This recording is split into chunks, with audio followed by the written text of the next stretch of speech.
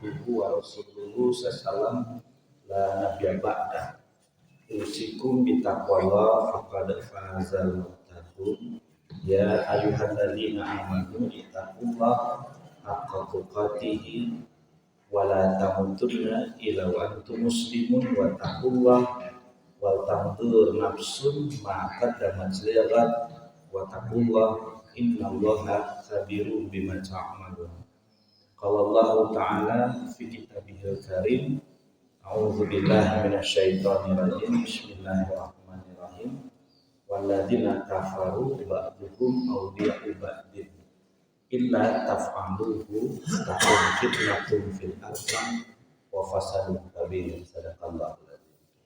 Ikhwan wa tifirahimahullah, bapak-bapak, ibu-ibu rahimahullah. Alhamdulillah, segala puja dan puji syukur sudah sepantasnya terus kita panjatkan kepada Allah Subhanahu wa taala, zat yang juga terbukti masih terus banyak nikmat pada kita sampai hari ini. Nikmat sehat, nikmat usia, nikmat kehidupan, dan tentu saja nikmat yang paling besar adalah iman dan Islam. Salawat serta salam sudah tercurah pada Nabi kita Nabi Muhammad sallallahu alaihi wasallam, panutan kita, contoh abadi kita hingga akhir zaman. Bapak-bapak, ibu-ibu rahimahullah, di kesempatan pagi ini saya hendak menyampaikan sebuah tulisan yang dibuat oleh Muhammad Hussein Abdullah dalam bukunya berjudul Mafahim Islamiyah, jilid yang kedua. Jadi di buku ini ada dua jilid, ada jilid yang pertama dan ada juga jilid yang kedua. Di dalam buku dirasah Mafahim Islamiyah ini, Muhammad Hussein Abdullah di halaman 111-nya membuat sebuah tulisan yang bagus, yaitu tentang al-mujtama. Mujtama itu tentang masyarakat.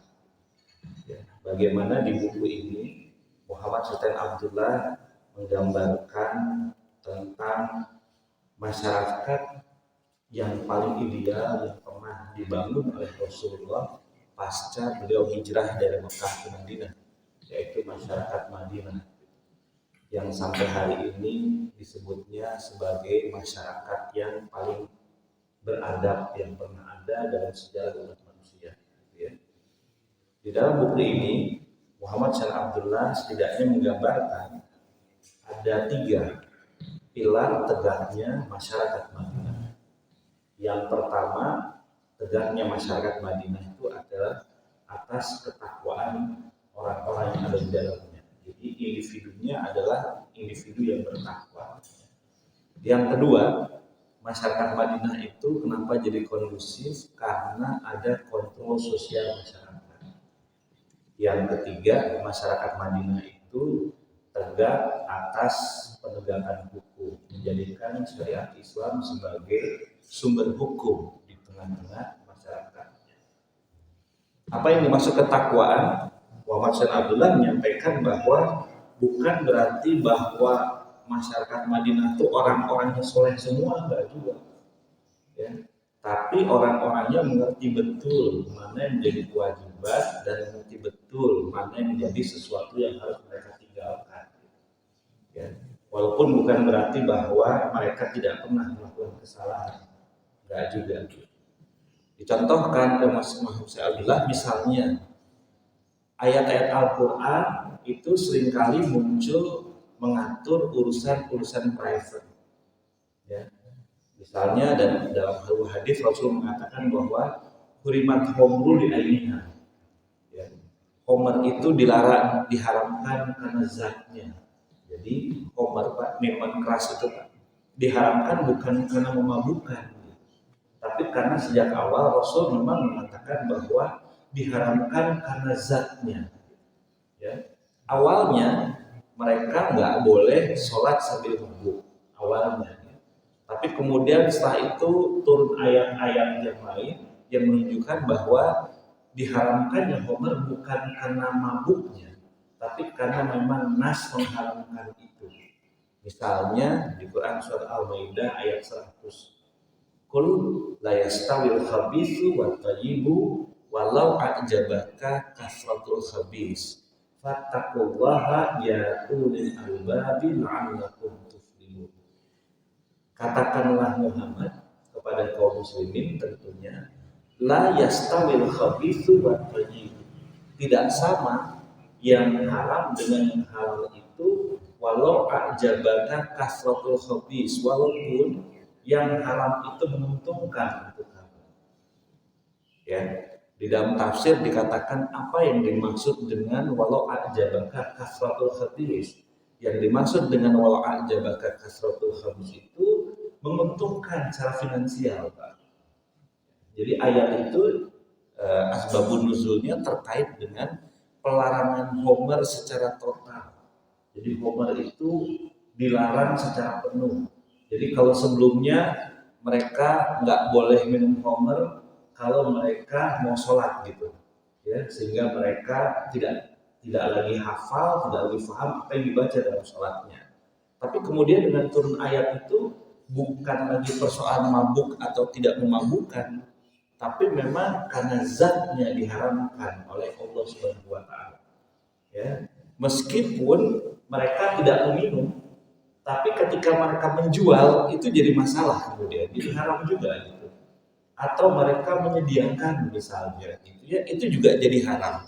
Atau mereka mengantarkannya itu jadi haram. Sehingga nanti dalam hadis itu Pak, banyak sekali hal-hal yang terkait keharaman dari minuman keras itu. Jadi kalau awalnya cuma minumnya nggak boleh, dan minumnya pun kalau mau sholat nggak boleh. Jadi kalau misalnya nggak mau sholat sih boleh-boleh aja gitu ya, minum silahkan gitu. Tapi dengan turunnya Quran surat 5 ayat 100 itu semuanya diharamkan. Bukan cuma minum, tapi menjualnya juga diharamkan, membuatnya juga diharamkan, mendistribusikannya diharamkan, menyajikannya diharamkan, itu nggak boleh gitu. Misalnya gini, Bapak tiba-tiba kedatangan tamu orang Eropa nih yang ceritanya Nasrani ya gitu ya. Lalu kemudian dia terbiasa minum wine gitu. Bapak teh kemudian nyuguhin wine gitu. Kan Bapak nggak minum. Bapak cuma nyuguhin doang gitu. Nah, itu termasuk terkategori yang diharamkan gitu. Ya, atau Bapak nemenin misalnya ya, nemenin jalan-jalan gitu. Ya, Bapak mah cikopi gitu, dia mah pengennya wine. Bapak juga termasuk dosa karena Bapak mengantarkannya gitu. Atau biasanya Pak, depan rumah kita disewakan untuk minimarket gitu. Ya. Lalu ternyata di dalamnya dijual ada minuman keras di situ gitu ya. Nah, Bapak juga termasuk yang berdosa karena menyediakan tempat untuk berjualan minuman keras gitu. Jadi bisa kita bayangkan gitu ya, bahwa ayat-ayat Al-Quran itu turun untuk menjadikan orang itu taat kepada Allah Subhanahu wa taala. Dan tegaknya masyarakat Madinah itu pertama karena ketakwaan individunya. Sehingga ketika turun perintah untuk meninggalkan homer, apa yang mereka lakukan dengan turunnya Quran surat 5 ayat 100 itu, semuanya mereka hancurkan, Pak. Pundi-pundi minuman keras mereka hancurkan. Walaupun sebelumnya mereka dapat keuntungan dari berjualan minuman homer. Mereka dapat keuntungan dengan menyediakan minuman homer. Mereka dapat keuntungan dengan membuat minuman homer. Tapi sejak turun Quran surat 5 ayat 100 itu, kesadaran mereka membimbing mereka untuk menghancurkan semua yang mereka punya. Kenapa dikatakan fattakullah ya ulil albab la'alakum tuflihun? Karena memang awalnya mereka ragu. Kenapa ragu? Karena ternyata berjualan minuman keras itu menguntungkan buat mereka. Tapi diingatkan, bertakwalah kepada Allah, wahai orang yang punya akal, agar kalian beruntung. Apa maksudnya beruntung? Diganti oleh Allah kerugian mereka itu dengan keuntungan yang lebih besar, dan kali ini barokah. Jadi contoh misalnya kasus kemarin ya Pak ya, kita digegerkan dengan Holy Wing ya. Nah, sebenarnya bukan cuma Holy Wing ya, ternyata terungkap bukan cuma Holy Wing yang menghina Rasul, tapi banyak pisan menghina Rasul itu kan. Persoalannya kan homer, ya, persoalannya memang keras. Lalu kemudian ketika mau dibubarkan, orang mengatakan bahwa kasihan dong karyawan-karyawannya gitu ya, jadi nganggur dong mereka. Nah kalau kita bicara ayat itu, justru ayat itu menunjukkan bahwa ketika mereka meninggalkan jualan minuman keras dan mereka meninggalkan ketakwaan mereka, pasti Allah ganti gitu dengan sesuatu yang lebih baik. Jadi jangan kemudian aduh kasihan jadi nganggur loh, kan selama ini mendapat nafkahnya dari nafkah yang haram gitu. Ya, kalau mereka tetap bertahan dengan nafkah yang haram, malah barokah hilang, malah kehidupan rumah tangga mereka akan hancur gitu, malah kemudian keburukan yang terjadi dengan mereka. Tapi kalau mereka berhenti dari situ, maka Allah janjikan, fattaqullaha ya ulil albab la'allakum tuflihun. Bertakwalah kepada Allah wahai orang yang memiliki akal agar kalian beruntung. Kali ini Allah gantikan dengan kebaikan yang banyak, dan Allah gantikan dengan gantian finansial yang barokah mereka dapatkan. Jadi bapak-bapak rahimahullah, Muhammad Syed Abdullah menggambarkan bahwa pilar pertama tegaknya masyarakat Madinah adalah orang-orang yang bertakwa. Bukan berarti bahwa orang-orang bertakwa ini tidak pernah bikin salah, enggak. Tapi mereka tahu betul mana yang menjadi kewajiban mereka dan mana yang menjadi keharaman. Yang kewajiban mereka tunaikan, yang keharaman mereka tinggalkan. Begitu juga zina. Dulu orang-orang Arab sebelum datangnya Rasulullah, mereka punya kebiasaan. Kebiasaan satu mereka adalah berzina. Perempuan-perempuan itu menyimpan bendera-bendera merah di depan rumah mereka, sehingga kalau ada laki-laki yang masuk ke rumah itu, mereka tahu, oh ini adalah rumah perempuan yang bisa mereka datangi tanpa harus menikahi. Jadi kalau sekarang tuh prostitusi gitu ya Pak ya, rumah-rumah prostitusi, pada masa itu juga begitu. Tapi kemudian Islam datang dengan mengatakan bahwa wala taqrabu zina, jangan kamu dekati zina. Mendekatinya saja sudah tidak boleh, apalah lagi melakukan zinanya. Ya. Maka gimana sejak datang ayat itu, turunnya ayat itu, bagaimana bendera-bendera itu kemudian mereka turunkan, lalu kemudian mereka menjaga diri mereka, tidak lagi terlibat dalam perzinahan. Sebelumnya mereka terbiasa dengan perzinahan. Dan mereka juga hidup dari perzinahan. Makanya sekarang boleh dikatakan dalam Islam, wala taqrabu zina, jangan kalian dekati zina. Innahu fiskun wa sa'a sabila, sangat buruk, kefasikan, dan ini cara hidup yang salah gitu. Jadi dengan turunnya ayat itu, zina mereka tinggalkan dan kemudian mereka memilih untuk hidup berumah tangga. Jadi kalau sekarang misalnya Pak, contohnya misalnya banyak sekali klub-klub malam yang juga menyediakan prostitusi di dalamnya. Ya, karena nggak mungkin Pak, orang hanya sekedar jogging, hanya sekedar joget, terus kemudian penghasilannya bisa banyak. Maka salah satu pendapatannya dari prostitusi. Ketika dibubarkan, benar orang mengatakan kasihan dong orang yang mencari nafkah di sana. Salah satunya ada sebagai perempuan-perempuan tunasusila terlibat prostitusi. Padahal dalam Islam justru sebagaimana turunnya ayat tadi, mereka diselamatkan oleh Allah, sehingga mereka bisa mencari nafkah untuk nafkah hidup yang lain, yang barokah, tidak harus melakukan keharaman-keharaman. Nah ini yang menjadi ciri masyarakat Madinah, sehingga dianggap sebagai masyarakat yang paling ideal. Apa? Ketakwaan individunya. Begitu juga Pak, ketika turun perintah menutup aurat bagi para wanita. Mereka itu perempuan-perempuan yang cantik, perempuan Arab itu, badan mereka bagus-bagus dan mereka punya tradisi. Pada waktu-waktu tertentu mereka mengadakan acara tari-tarian dan mereka menggunakan pakaian-pakaian transparan. Nanti silakan dilihat aja di sirah bagaimana tradisi perempuan Arab pada masa itu. Tapi kemudian turun ayat, ya ayuhan nabi kun li aswajika wa banatika wa nisa'il mu'minin yudnina alaihina min jalabibihinna dzalika adna ayurafda wa la yu'zan. Wahai nabi, katakan pada perempuan-perempuan muslim, istrimu, anak-anak perempuanmu, panjangkan oleh mereka jilbab-jilbab mereka. Itu lebih baik dari mereka dan mereka tidak akan diganggu. Maka apa yang mereka lakukan? Mereka mengambil hordeng, mereka mengambil apapun yang ada di tengahnya mereka tutupkan semua pada aurat mereka. Yang sebelumnya mereka hidup dengan budaya yang sangat erotis, orang-orang Arab itu. Jadi setelah turun ayat itu bagaimana? Mereka tutup semua auratnya dan kemudian mereka berpakaian dengan pakaian tertutup kalau mereka keluar rumah. Apakah kemudian ini menjadi berat buat mereka? Awalnya berat, tapi ketakwaan menjadikan mereka kemudian berani untuk meninggalkan budaya erotis dan kemudian menutup aurat mereka. Jadi ini menunjukkan, Muhammad SAW mengatakan bahwa ini menunjukkan bahwa ciri masyarakat Madinah pada masa itu orang-orangnya adalah orang-orang yang bertakwa, ketakwaan individunya.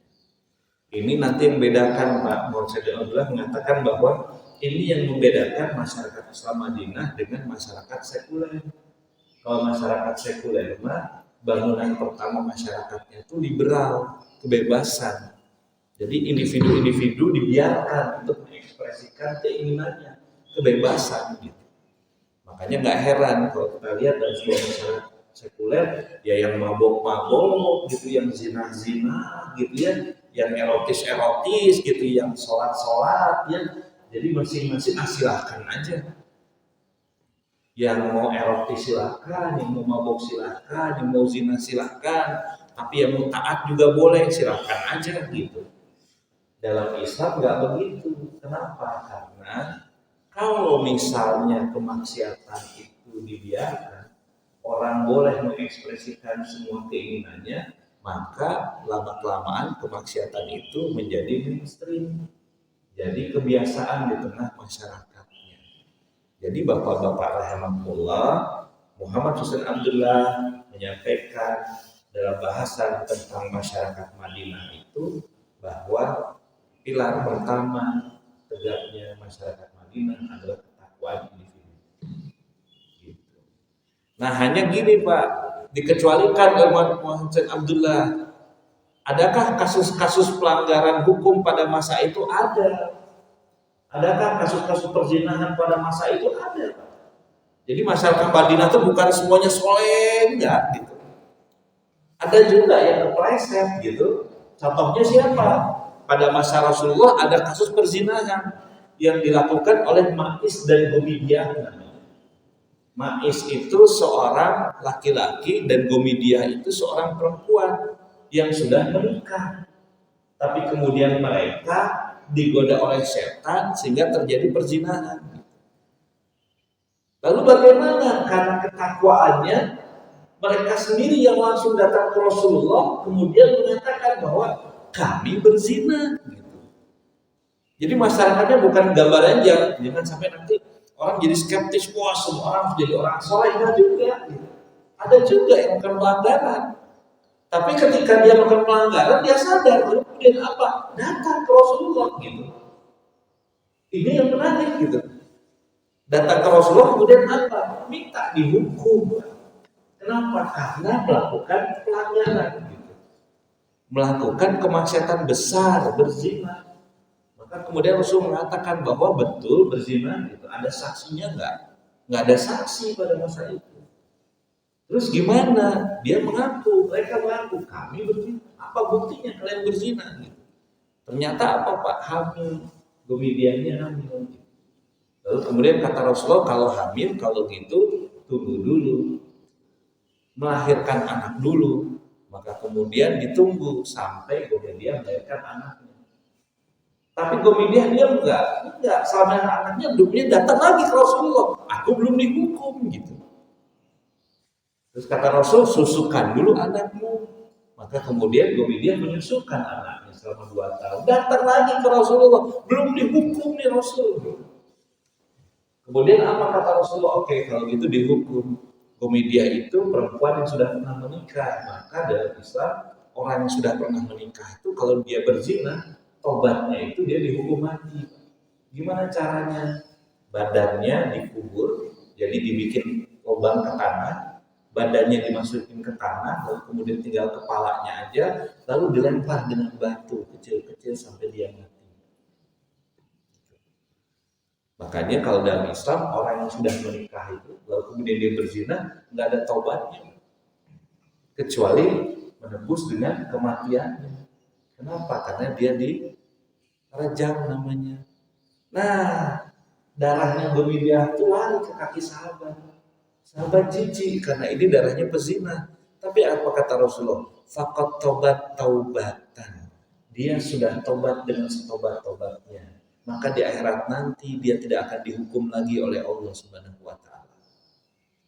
Jadi menariknya masyarakat Madinah itu menurut Muhammad Said Abdullah adalah mereka kumpulan orang yang bertakwa, tapi orang bertakwa itu bukan berarti nggak pernah bikin salah gitu. Bisa saja orang bertakwa itu bikin salah. Kenapa? Karena ada godaan setan. Tapi begitu bikin salah, mereka segera datang untuk bertobat kepada Allah Subhanahu wa taala. Kasus Maiz dan Gomidyah, tobatnya adalah rejam karena mereka pasangan yang sudah pernah menikah dan mereka berzina. Inilah mengapa masyarakat Madinah itu dianggap sebagai masyarakat yang paling kondusif. Karena bukan semua orang jadi bebas mengekspresikan keinginannya, mau apa aja silahkan gitu ya. Ya hancur masyarakat menjadinya kalau seperti itu. Ya sebagaimana hari ini Pak, masyarakat Barat itu mereka mungkin unggul secara teknologi, mereka mungkin unggul secara finansial, tapi kan kemanusiaannya hancurnya luar biasa. Ini yang mengerikan. Sehingga hampir 90% anak yang lahir di sana itu adalah anak hasil perzinahan. Makanya kalau kita lihat Pak ya, para selebritis itu di Barat itu kan nikah belum, ada budak kesannya gitu. Dan itu ya biasa-biasa aja gitu. Ya. Si Ronaldo itu kan punya anak Pak dari banyak perempuan gitu, tapi tidak ada satupun yang dikawin dan biasa-biasa aja tuh gitu. Karena buat mereka ini kebebasan. Tapi kan kita bisa bayangkan kalau ini dilakukan oleh kaum muslimin gitu. Kalau benchmarking kita ke masyarakat itu malah masyarakat Barat yang sekuler gitu, yang liberal, dipakai itu nah kaum muslimin. Tenang naon lah anak-anak kita juga seperti itu. Pentingnya Tuhan bisa gitu. Kan nggak begitu gitu. Karena acuan kita dalam hidup itu kan bukan cuma kaya kan. Kalau mereka kan acuan hidup itu cuma sekedar bahwa mereka kaya, secara finansial mereka cukup, udah pun berarti mereka berhasil. Nah kita kan nggak gitu kalau muslim. Jadi bapak-bapak rahimahullah menarik ketika kita bicara, Muhammad Said Abdullah mengatakan bahwa pilar pertama tegaknya masyarakat Madinah itu adalah ketakwaan individu. Harusnya begitu juga dengan rumah tangga kita. Harusnya begitu juga dengan masyarakat kita. Yang muncul di tengah rumah tangga kita, yang muncul di tengah masyarakat kita, justru harusnya orang-orang yang bertakwanya, kesolehannya yang muncul. Jadi bukan malah liberalnya, bukan malah kebebasannya yang muncul. Yang hari ini sayangnya terbalik gitu. Kita yang soleh belajar jadi orang soleh itu malah susulumputan gitu. Sementara ahli maksiat itu luar biasa beraninya hari ini. Ya, saya pernah menegur anak-anak yang bobogohan, malah saya mau dipukul, galakan manehna Pak tinimbang kita gitu. Jadi kalau Bapak lihat ada orang mabok di pinggir jalan, dan kita nggak berani marah tuh, sirik dan galakan manehna Pak tinimbang kita. Justru ketaatan itu tiba-tiba hari ini seolah-olah jadi satu yang salah gitu. Sementara kemaksiatan itu jadi dominan hari ini gitu. Bahkan nanti kita bilang ke anak-anak kita jadi anak-anak yang soleh, tapi ulah soleh-soleh teuing gitu. Kadang kesolehan itu malah dicapnya jadi radikal, kesolehan itu dicapnya jadi malah sesuatu yang buruk gitu.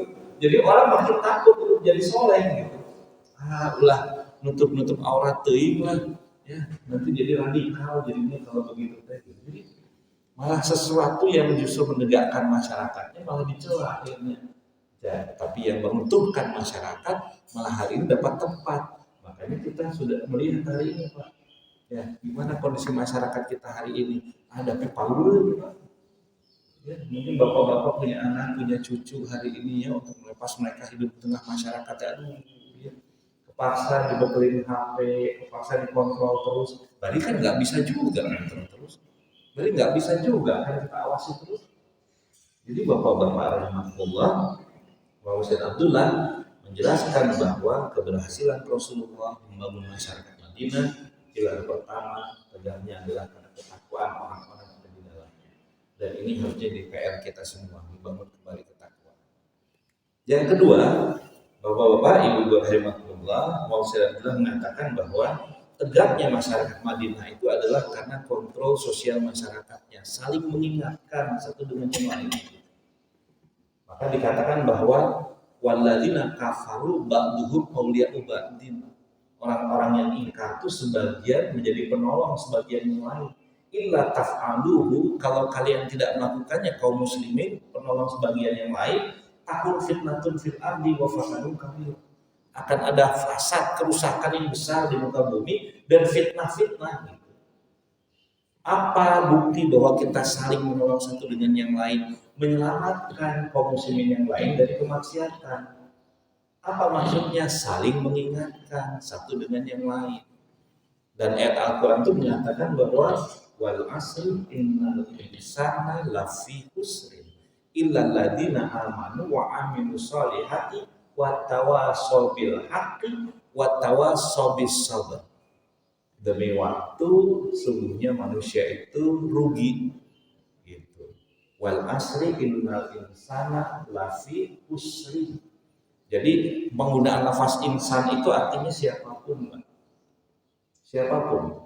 Insan itu mau orang besar, mau anak kecil, orang dewasa, mau muslim, mau tidak muslim, dia pasti dalam kerugian ketika Allah beri waktu dalam kehidupannya.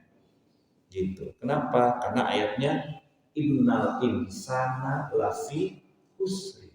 Tapi dari keumuman itu dikecualikan oleh Allah, illa kecuali alladzina amanu, orang-orang yang beriman.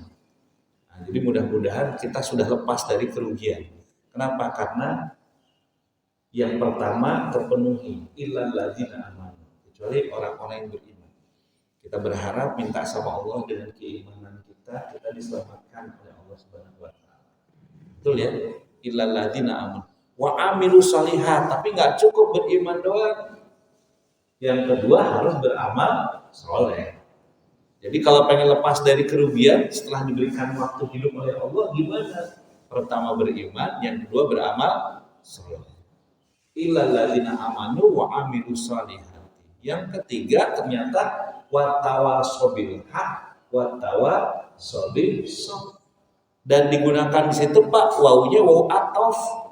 Jadi kalau waw atof itu dia runut gitu. Kalau au itu pilihan. Jadi misalnya gini, illal ladzina amanu au, amilus sholihat au gitu. Jadi kalau maksud au itu berarti au atau. Tapi di sini digunakan wawunya waw atof, menunjukkan bahwa semuanya dipenuhi gitu. Ya, Amir, wa Umar, wa Budi, wa Dayat gitu. Itu pakai wawu. Artinya apa? Amir dan semuanya masuk. Tapi kalau Amir atau Umar berarti Amir atau Umar atau yang lain gitu, atau pilihan gitu. Nah, ini digunakan ayatnya wawu. Sehingga nggak cukup beriman saja orang itu untuk lepas dari kerugian. Dia juga harus beramal soleh. Dia juga harus saling mengingatkan dengan yang hak. Artinya apa? Artinya kalau kita bicara tentang kaum muslimin harusnya saling menasihati. Al-haq itu apa? Islam. Menasihatinya juga dengan kesabaran. Harus sabar juga. Jadi bapak-bapak rahimahullah, ibu-ibu filah, salah satu tegaknya pilar masyarakat Madinah itu adalah karena saling mengingatkan. Ada konsep saling memberitahu. Sehingga suatu saat gini Pak, Suatu saat ketika Umar bin Khattab menjadi khalifah, Umar bin Khattab khawatir wanita-wanita tidak bisa menikah. Kenapa? Karena pada waktu itu mahar sudah demikian tinggi. Ya, jadi pasca Umar, jadi setelah Rasulullah itu khalifah penggantinya namanya Abu Bakar Siddiq. Setelah pengganti Abu Bakar Siddiq namanya khalifahnya Umar bin Khattab. Setelah Umar bin Khattab siapa? Utsman bin Affan. Setelah Utsman bin Affan khalifahnya Ali bin Abi Thalib. Pada masa Rasulullah hidupnya masih sederhana. Pada masa Abu Bakar Siddiq mulai sejahtera. Tapi pada masa Umar bin Khattab itu kesejahteraannya udah luar biasa kaum muslimin. Kenapa? Karena wilayahnya semakin luas. Nah, saking sejahteranya sampai perempuan pada masa itu masang tarif buat mahar tinggi, Pak. Bukan tarif ya Pak ya, maksudnya boleh nikah dengan saya tapi kasih maharnya minimal sekian gitu Pak. Ya, kalau saya nggak salah tuh mintanya tuh kalau sekarang dikurskan sekarang tuh sekitar 100 juta Pak perempuan tuh untuk bisa dinikahi. Ya Pak, mereka tuh bala leunghar Pak. Ya pada masa Rasulullah mereka sederhana hidupnya karena kan baru pindah dari Mekah ke Madinah. Tapi pada masa Umar bin Khattab kesejahteraannya udah luar biasa. Mata uang mereka emas. Bayang ya Pak ya. Jadi Syafi'i Antonio itu mengatakan bahwa kuntum khair ummatin ukhrijat linnas. Kalian umat terbaik yang pernah Allah turunkan bagi manusia itu kapan? Ketika kalian kemana-mana bawa uang emas Pak. Jadi bisa dibayangkan Pak ya, kemana-mana bawanya uangnya emas Pak. Kurang sejahtera gimana? Kalau digambarkan oleh Syafi'i Antonio waktu itu menggambarkan bahwa kalau bawa uang kertas pindah negara aja udah nggak laku Pak. Kita bawa uang rupiahnya, ya, pindah ke Malaysia gitu ya, mau belajar di Malaysia udah nggak laku. Kata anak Malaysia ini uang monopoli. Bener ya, karena kan uang kertas nggak laku. Kalau Bapak ke Turki laku Pak, di Turki laku itu uang rupiah masih laku. Ada beberapa toko yang boleh pakai uang rupiah kita tuh bisa. Ya, tapi di bandara Malaysia kan nggak bisa. Di bandara Turki nggak bisa, tapi kalau ke beberapa toko di Turki bisa. Bisa pakai uang rupiah. Nah kecuali kalau Bapak pakai uang dolar, kemanapun laku, di Malaysia laku, di Dubai laku, di Qatar laku, di manapun laku gitu. Tapi uang dolar kan kalau dilipat turun harganya, kalau disobek udah nggak laku gitu uang dolar, udah anggar kertas gitu. Ya baik, coba Bapak kemana-mana pakai emas Pak, dirham gitu. Ya, pas mau bayar emas gitu Pak kira-kira Pak. Laku nggak Pak? Ya laku, di mana-mana juga laku ya. Mau dipotong jadi 10 juga uang emas Pak laku. Ya, disimpan di gigi yang keluarin itu laku Pak. Jadi mereka tuh luar biasa sejahteranya. Sehingga kalau perempuannya jadi maharnya jadi tinggi wajar karena tingkat kesejahteraannya sudah luar biasa. Nah, ini mengkhawatirkan buat Umar bin Khattab. Kenapa? Takut laki-laki nanti jadi susah menikah gitu. Makanya kemudian Umar matok harga. Perempuan kalian tidak boleh maharnya lebih dari sekian, kata Umar bin Khattab. Sehingga saya waktu itu tidak boleh lebih dari 10 jutaan. Nah, kalau sekarang dikurskan sekarang. Ya. Kan bagus, Umar bin Khattab kan bagus tuh pengennya supaya laki-lakinya jadi menikah. Ya, jadi gimana? Turunin dong maharnya gitu. Tapi bagaimana? Ada seorang wanita yang kemudian protes sama Umayyah. Umayyah itu kemudian langsung di depan mimbar kemudian mengatakan Umar bin Khattab, Khalifah Amirul Mukminin. Mahar itu hak kami, bukan hak laki-laki. Maka engkau tidak berhak untuk menetapkan harga mahar itu. Umar kaget Pak diingatkan seperti itu. Sehingga kemudian apa? Umar ingat dan Umar mengatakan betul. Wanita ini benar dan Umar salah. Sehingga sampai sekarang kan harga mahar di voting terserah perempuannya. Betul nggak? Kan kita nggak bisa mengatakan misalnya mendatangi seorang perempuan, kita ingin melamar dia, kemudian dia syaratkan, kan boleh nikahin saya tapi satu Ferrari ya. Boleh nggak? Boleh nggak? Boleh kan gitu. Boleh aja kan perempuan punya Ferrari gitu. Ketika kita nggak sanggup, nggak bisa kita mengatakan si eta mah matre. Enggak, itu hak dia sebagai perempuan gitu. Ya uyuhan wanita-wanita Indonesia mah saroleh gitu ya. Saya nawe gitu ya, bahkan sekarang ada kaya dengan seperangkat alat sholat mau gitu ya, boleh aja gitu, nggak apa-apa. Tapi kalau ada perempuan yang minta Ferrari juga boleh gitu, nggak apa-apa. Ya agar Rasul mengatakan bahwa perempuan yang baik itu adalah yang maharnya paling ringan gitu, laki-laki yang baik itu adalah maharnya yang paling besar gitu. Jadi ketemunya di tengah gitu loh. Laki-laki berusaha memberikan mahar terbaik buat perempuan nggak usah terlalu tinggi gitu, tapi yang paling ringan gitu. Jadi ketemulah di tengah, kira-kira kalau sudah waktunya nikah jangan sampai dipersoalkan karena mahar gitu maksudnya. Tapi boleh. Maka apa yang dikatakan Umar mencabut lagi kebijakan itu gitu. Ini hebatnya gitu. Jadi masyarakat Islam Madinah itu kondusif. Kenapa? Karena ada proses saling mengingatkan. Jadi bukan masyarakat yang apa ya namanya sekarang tuh istilahnya tuh masyarakat yang permisif gitu Pak. Masyarakat yang biarin deh orang lain gitu. Ya, kan kita gitu ya. Yang penting mah orang lah gitu. Nanti keluar ayat juga, ku anfusakum wa ahlikum naro gitu ya. Jaga diri kamu dan keluarga kamu dari neraka. Sehingga ketika ada orang melakukan kemaksiatan, kita diam saja gitu. Ya nggak bisa begitu gitu. Ya.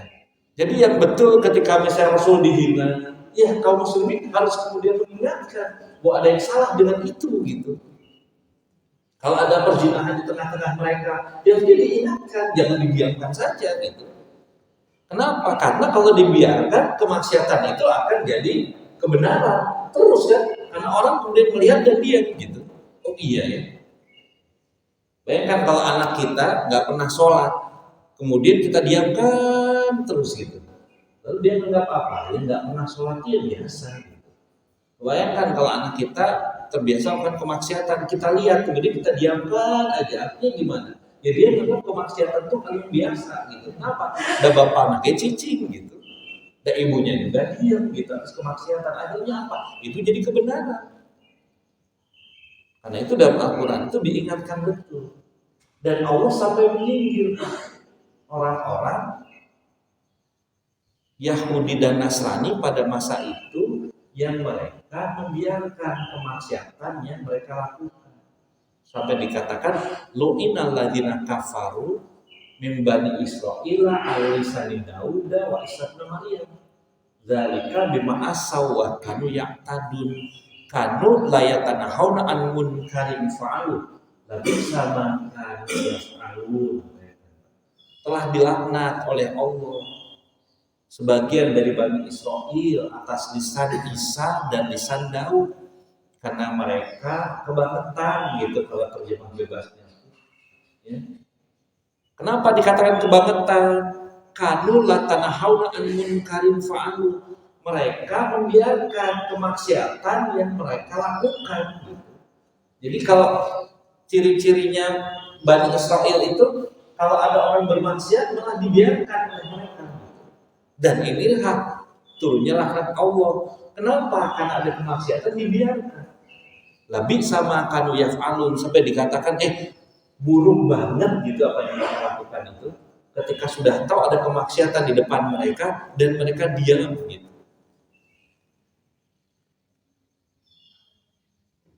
Kalau kemaksiatan dibiarkan, kenapa dikatakan buruk? Maka kemudian masyarakatnya akan ambruk, lalu kemudian kemaksiatan itu dianggap sebagai sebuah kebenaran. Nah ini yang sedihnya kita Pak. Ya, nanti ada undang-undang yang sedang digodok sekarang ini. Ya, kalau ada kemungkaran kita nggak bisa lagi mengingatkan. Kalau mengingatkan, mengkritik nanti dianggap menghina gitu ya. Lalu kemudian ditangkap nantinya di sini. Nah, ini berat kita nih Pak nanti ke depan Pak kalau begini-begini terus gitu. Ya, padahal bayangkan seorang Umar bin Khattab langsung ditegurnya oleh seorang wanita di hadapan publik pula Pak. Umar bin Khattab ini kan khalifah ini kan luas wilayahnya luar biasa Pak, sampai Damaskus itu bagian wilayahnya Umar bin Khattab pada masa itu gitu. Hampir seluruh jazirah Arab itu wilayah kekuasaan Umar bin Khattab. Diingatkan di hadapan publik oleh seorang wanita gimana? Ya sih, Umar salah, wanita itu benar gitu ya, selesai. Kebijakannya dicabut lagi oleh Umar bin Khattab gitu.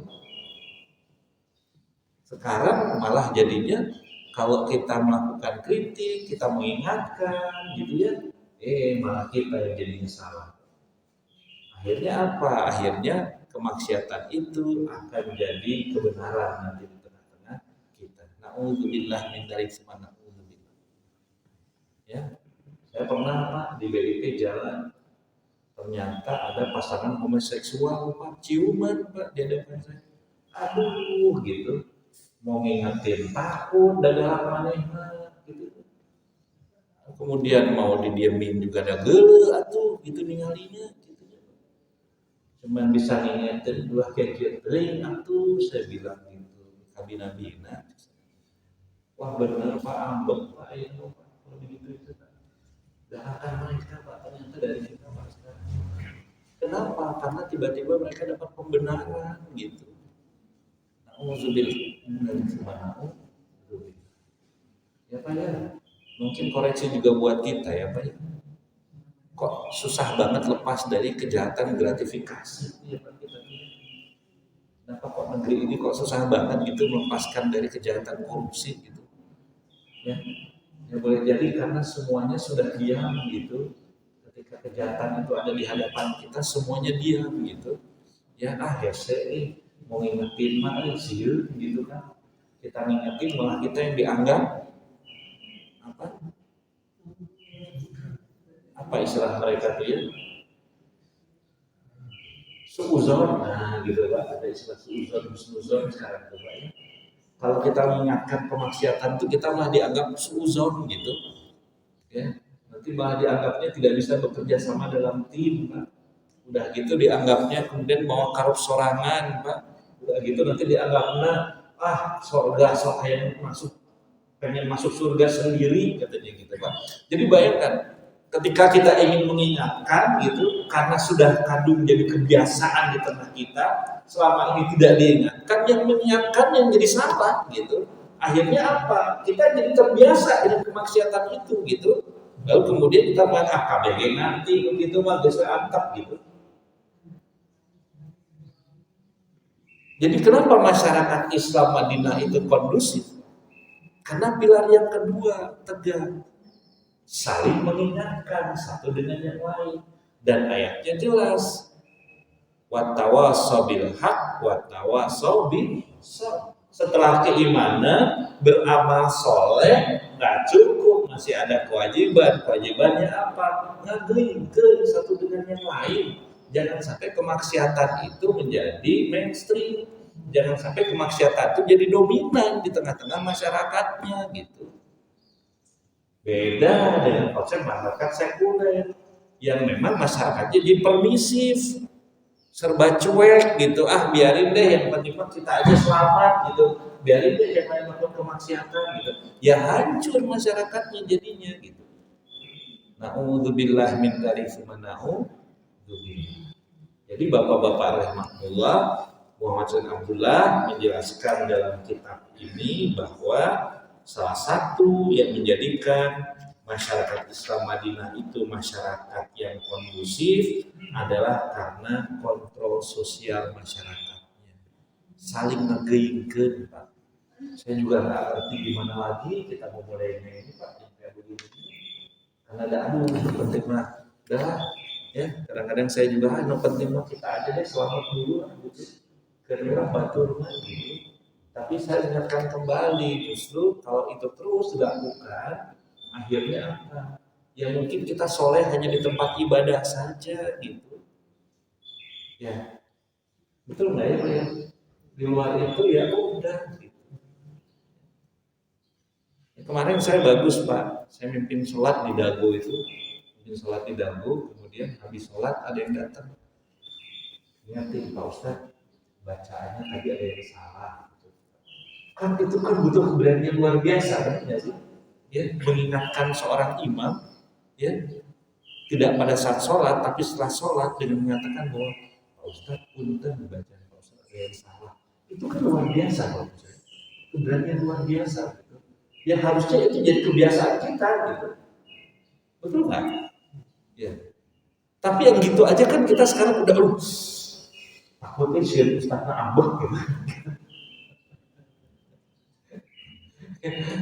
Jadi akhirnya malah nggak biasa kan kita melakukan amar ma'ruf nahi munkar itu saling mengingatkan itu. Akhirnya lama-lama nanti sebagaimana dalam Al-Quran. Jadi sebagaimana orang-orang munafik ya'muruna bil munkar wa yanhauna 'anil ma'ruf.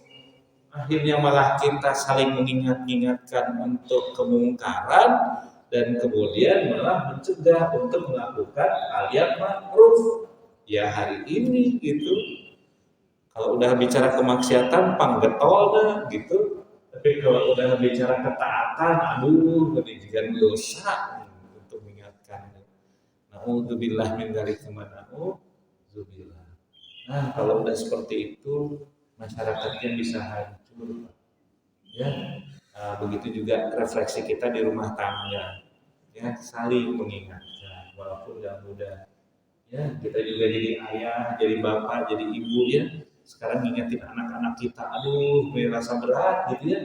Kadang-kadang kalau diingetin anak-anaknya malah menganggap kita teh ayah yang tidak demokratis gitu, ayah yang diktator gitu kan. Itu buat kita jadi menakutkan juga ya kadang-kadang. Aduh, ini gitu ya. Saya ingatkan di rumah tangga saya tuh mengatakan tidak boleh ada kemaksiatan di rumah tangga kita, nggak boleh bobogohan, gitu Pak. Ya, saya ingetin itu rumah tangga. Gampang nggak Pak? Enggak ternyata. Kenapa? Karena maknya tuh zaman ayeuna budak teu bobogohan gitu. Ya, budak SMA awalnya bobogohan. Tapi kalau nyeting gitu gimana Pak? Jadi ya takutnya jadi mau kawin-kawin, budak teh gitunya maknya di semester 4 ya teh can mau kabogoh ka imah gitu kan jadi nanti. Jadi nu ambek saha dini na ambek, akina ambek tuh kan gara-gara bapakna diktator cenah gitu. Jadi udah budak teh teu payu gitu. Kan nggak mudah tuh tiba-tiba. Jadi akhirnya gimana? Ya kita permisif, nggak apa-apa lah, dan bilang tuh lah berarti bobogohan, penting mah salamat tuh gitu. Ini kan terus gitu Pak. Dan akhirnya apa? Itu jadi tradisi gitu. Itu jadi kebiasaan kemaksiatan yang tiba-tiba jadi kebiasaan. Yang semua orang tiba-tiba memaklumi wayah nawe gitu. Kan bukan cuma bobogohan Pak, korupsi hari ini banyak sekali kejahatan-kejahatan yang tiba-tiba jadi dominan karena kita nggak lagi mengingatkan. Bapak-bapak rahimahullah, Muhammad bin Abdullah sampai mengingatkan gini Pak, para sahabat itu taat banget ke Rasulullah. Sepakat nggak Pak? Ya. Tapi begitu Rasul ngambil sebuah kebijakan yang mereka anggap aneh, mereka nanya ke Rasulullah, Rasul ini wahyu atau bukan gitu? Oh gitu ya Pak. Kalau wahyu gimana? Samina wa ta'na, udah hari ini wahyu, gimana lagi gitu. Tapi kalau bukan wahyu gimana? Boleh nggak dikritik gitu? Luar biasa ya, Nabi loh. Nabi loh. Ya sampai mereka karena budaya saling mengingatkannya kuat gitu, sampai nanya, ya Rasul ini wahyu apa bukan gitu? Kalau bukan wahyu gimana?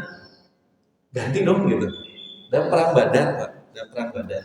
Perang Badar Kubro itu perang yang kedua. Jadi sebelumnya ada perang Badar Sugro namanya, perang Badar kecil. Ya, tapi tidak menjadi peperangan. Perang Badar Kubro itu perang Badar besar kan terjadi peperangan. Apa yang terjadi pada masa perang Badar itu?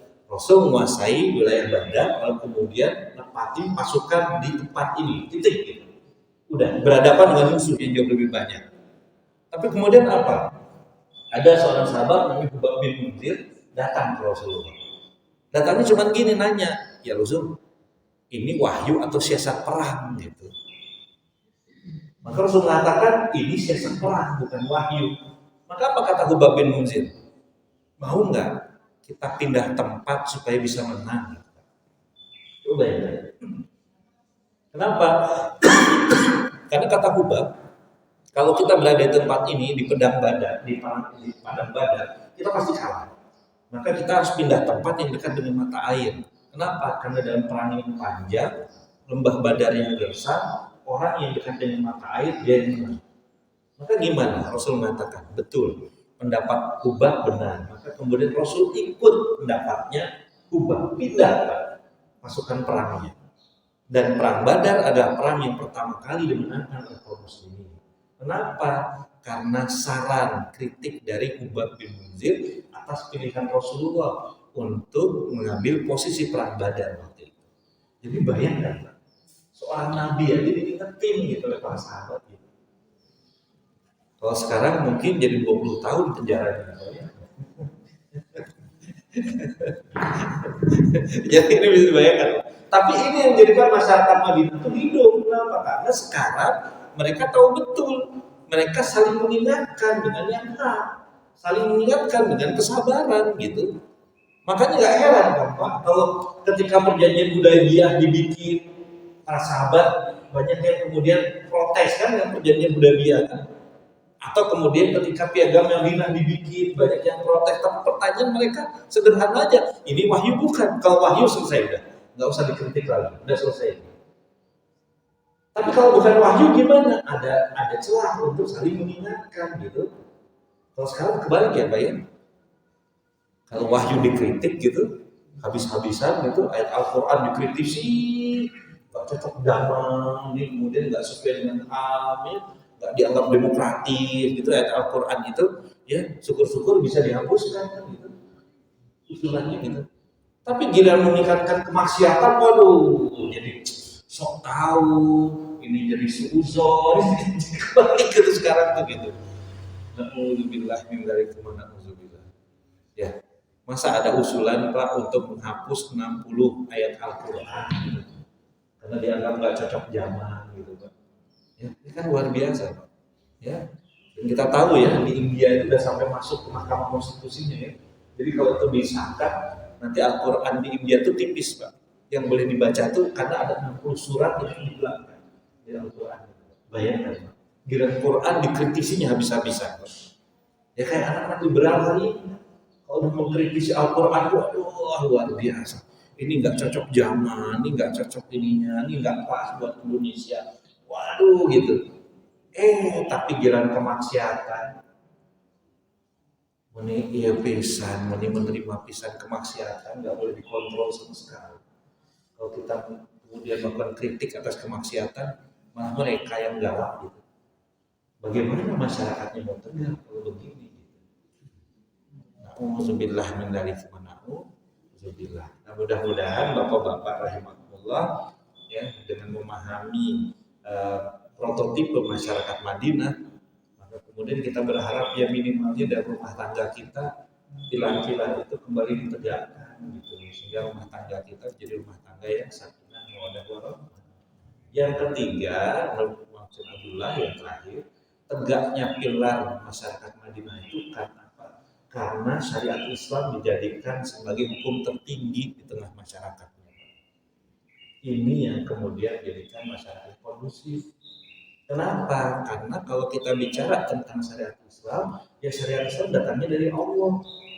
Nggak kemudian memihak kepada siapapun gitu.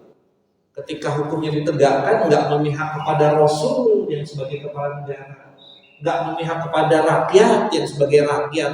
Ya semua berlaku. Kenapa? Karena hukumnya hukum Allah gitu. Ya sebagaimana yang kita ketahui, kemudian kan turun ayat Al-Quran. Fahkum bainahum bima anzalallahu wa la tattabi ahwa'ahum wahdharhum ayaftinuka am ba'di ma anzalallahu ilaik fa in tawallaw fa'lam annama yuridullahu ayyusibahum bi ba'di dzunubihim wa inna katsiran minan nasi lafasikun. Kan ayat ini sudah pernah kita bahas. Ayat ini berkenaan dengan pencurian yang dilakukan oleh seorang wanita pada masa Rasulullah. Wanitanya wanita pembesar. Karena para sahabat takut menjatuhkan hukum, maka sahabat mengutus Usamah bin Zaid minta keringanan pada Rasulullah. Kenapa Usamah bin Zaid yang diutus? Karena Usamah bin Zaid itu anaknya Zaid bin Haritsah. Zaid bin Haritsah ini khodamnya Rasulullah. Yang kasus dinikahkan dengan Zainab itu loh Pak, yang fenomenal itu. Ya, pernah dengar kisahnya ya Pak ya? Zainab itu wanita pemuka. Ya. Masih keluarga besarnya Rasulullah, dinikahkan dengan Zaid. Zaid itu mantan budaknya Rasulullah gitu. Nah, Zaid itu punya anak namanya Usamah. Usamah ini dikatakan sebagai kekasihnya Rasul. Kenapa? Karena Rasul sayang banget dengan Usamah gitu. Karena jasa bapaknya dulu gitu. Ya. Jadi ketika para sahabat takut minta keringanan hukum buat wanita tadi, maka diutuslah Usamah bin Zaid. Usamah datang ke Rasulullah menyampaikan, tolong diberikan keringanan hukum bagi wanita yang mencuri tadi. Kenapa? Karena kalau dihukum sahabat takut nanti kabilahnya meninggalkan Islam gitu loh. Ya Pak ya, kebayangnya itu ya, kasus itu ya. Maka kemudian apa? Rasul marah dan mukanya merah dan Rasul mengatakan qad halaka man kana qablakum. Sudah binasa orang sebelum kalian gitu. Siapa? Al-Yahud wa Nasara, orang-orang Yahudi dan Nasrani. Kenapa? Idza saraqu fi mudhaifu aqamu alaihi hadda. Kalau yang mencuri itu orang-orang yang lemah, ditegakkan hukum atas mereka.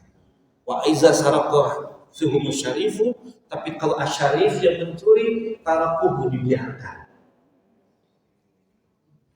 Sampai kemudian Rasul mengatakan wa bin nafsi biyadihi, demi jiwa yang diriku di tangannya, demi Allah maksudnya.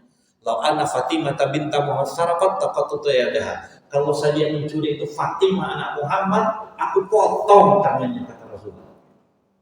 Kenapa? Karena Rasul bukan pembuat hukum. Hukum itu Allah yang membuatnya.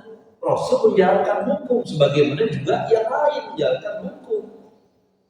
Inilah yang menjadikan masyarakat Madinah itu tegak. Kenapa? Karena hukum berlaku untuk semua. Gitu. Kebayang nggak nih Pak?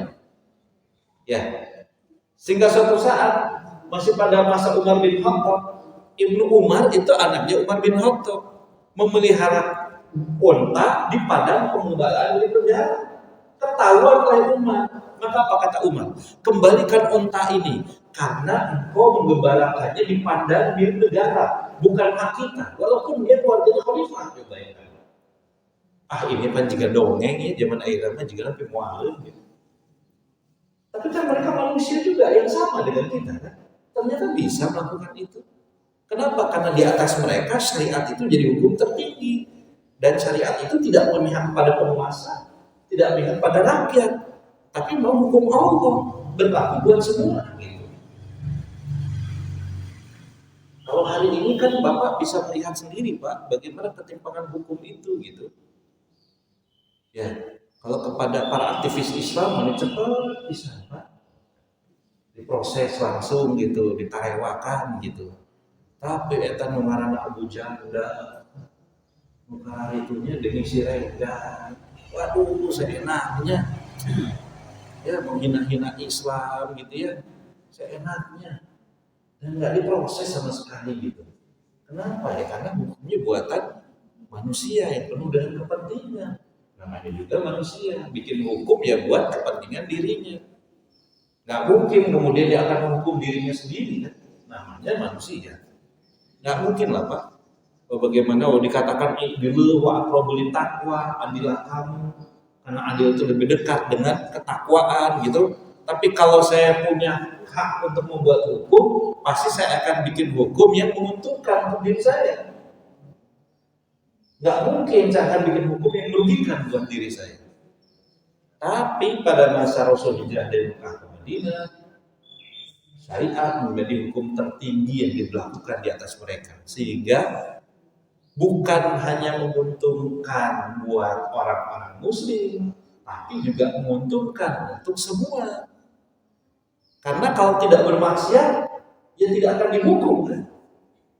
Benar? Ya, makanya menarik Pak. Ketika Umar bin Khattab datang ke Damaskus, kunci Damaskus sampai diberikan oleh pendeta mereka gitu. Kenapa? Karena mereka ingin hidup dalam aturannya Umar bin Khattab, kata mereka. Aturan Allah Subhanahu wa taala. Kenapa? Karena aturan menguntungkan buat mereka.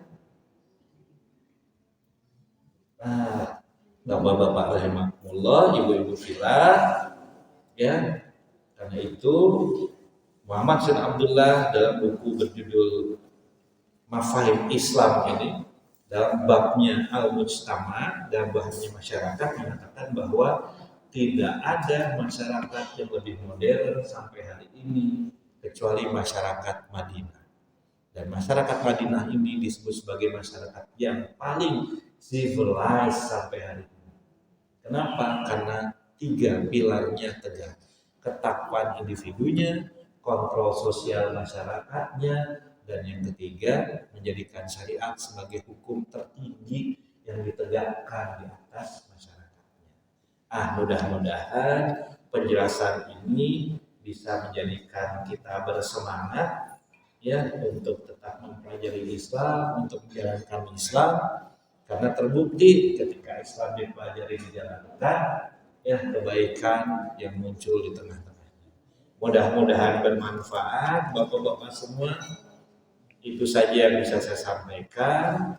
Billahi taufiq wal hidayah. Wassalamualaikum warahmatullahi wabarakatuh.